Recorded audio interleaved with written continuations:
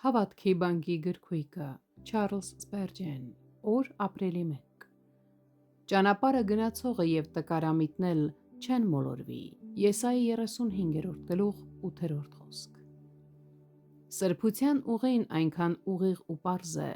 որ նույնիսկ տկարամիտ մարդիկ չեն կարող կորչել դրանում, եթե շարունակ ընթանան նրանով։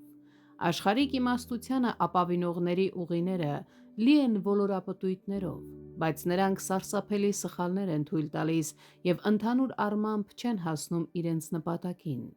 Աշխարհիկ քաղաքականությունը աղքատ և կարճատև բան է, և երբ մարդիկ այն ընտրում են որպես իրենց ուղի, այն նրանց տանում է մութ լեռների վրայով։ Իսկ շնորհալի, ողորմությամբ լցված հոգիները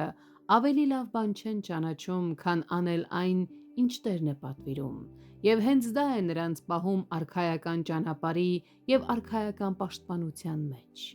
Թանկագին բարեկամ,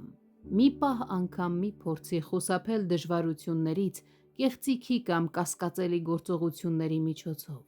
այլ մնա ճշմարտության և ազնվության ուղիղ ճանապարհի մեջ և այդպիսով կքայլես լավագույն հնարավոր ուղով։